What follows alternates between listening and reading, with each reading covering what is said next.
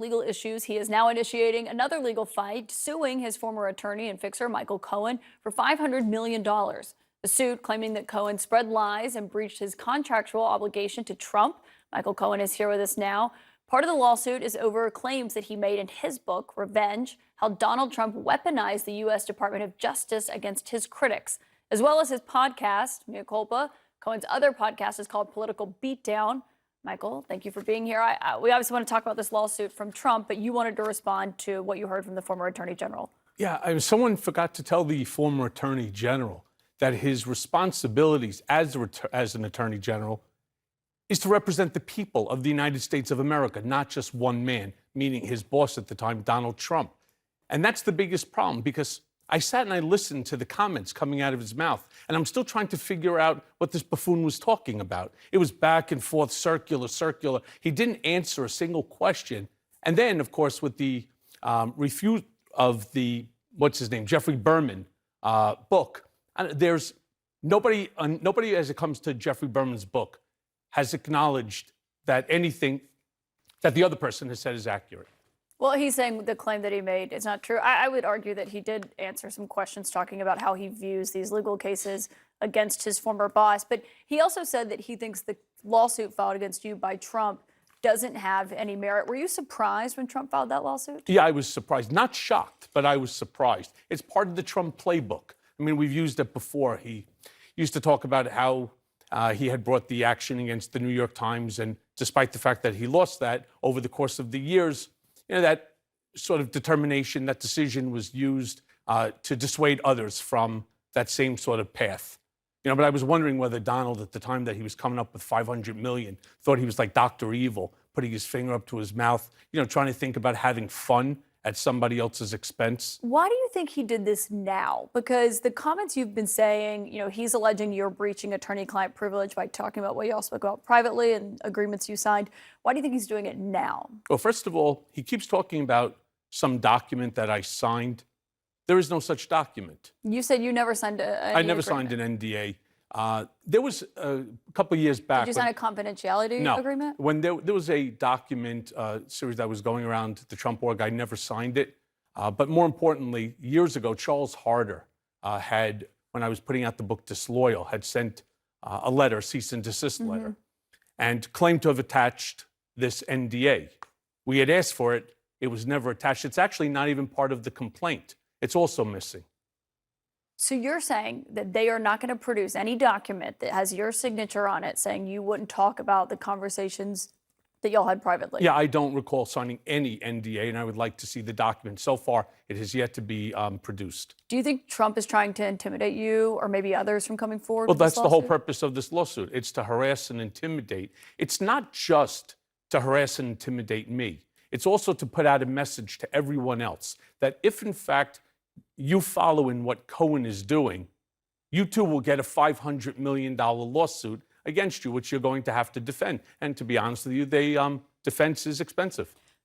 Are you going to be able to afford a lawsuit like this if it doesn't get tossed out? Well, the answer is no. However, I was fortunate enough that American Patriots put together a GoFundMe, and it's already, our first goal was to reach $100,000. I think we're already halfway there. And I'll figure out how to make it work with various different law firms in Florida as well as New York, even if that means that I have to start, doing some of the legal work myself.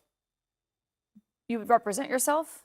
I would not represent myself as the counsel, but I can do certainly a lot of the work. That's what I've been doing over the course, over the last couple of days. I was looking at different strategies that I would employ. Am I going to, once I ultimately get the complaint, it still hasn't been served, but once it gets served, then the clock starts running. I can look at maybe doing a Rule 12 or Rule 16 motion and force an immediate deposition. We could file an answer.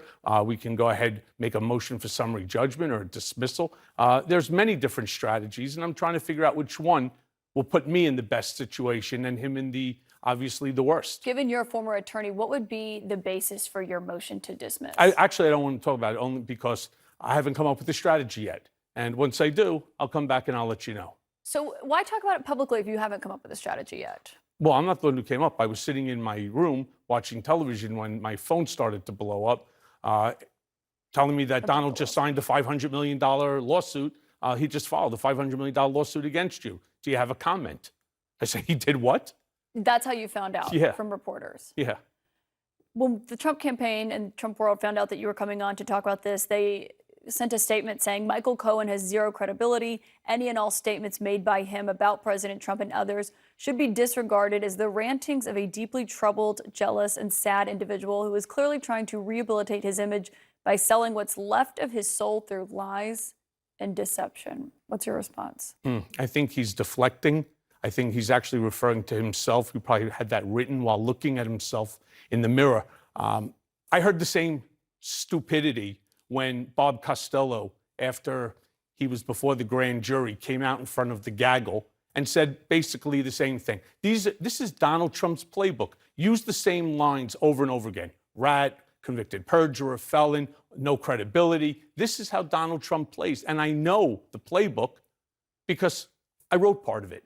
And I know exactly what he's doing in advance. It's very sad to see that this is the language coming from a former president, a guy who's right now allegedly leading the Republican Party, wanting to be the 47th president of the United States. So you see the comments that come out on Truth Social. So before he wants to attack my credibility, so far, everything has turned out to be exactly right.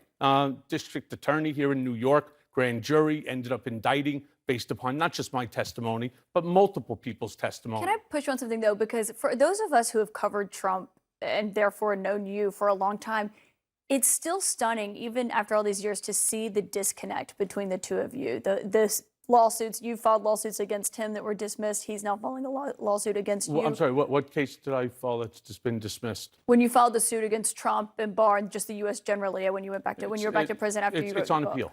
It's on appeal. And it's not dismissed because it lacked veracity.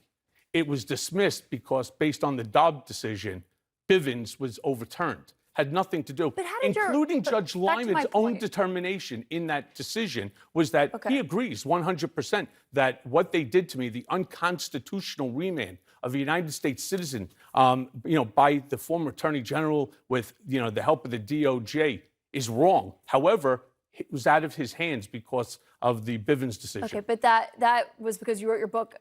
We'll let that legal process play out. But my point is, how did this relationship between the two of you go from what it once was to the point where it is now? That's a great question. I mean, I think, unfortunately, the last person that's in Donald Trump's ear controls his brain. And somebody sat there whispering into his ear that we need to make Michael Cohen into the scapegoat.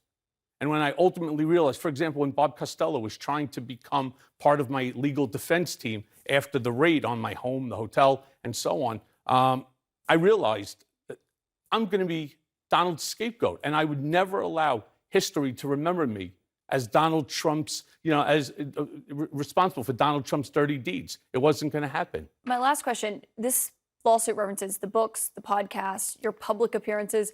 When I read the transcript of when Trump was arrested, the judge himself was also concerned about not just what Trump is saying on Truth Social, but witnesses speaking publicly. You speak publicly often after you testify to the grand jury, you come on television a lot. Do you worry that you could hurt the case, that you're out there so publicly talking about it, that it could be damaging? No, because nothing that I've come on television and talked about references any of the conversations or any of the information that either I discussed with the grand jury or the district attorney. Michael Cohen, we'll see what your next step is in this lawsuit. Thank you so much for joining us Good tonight. to see you.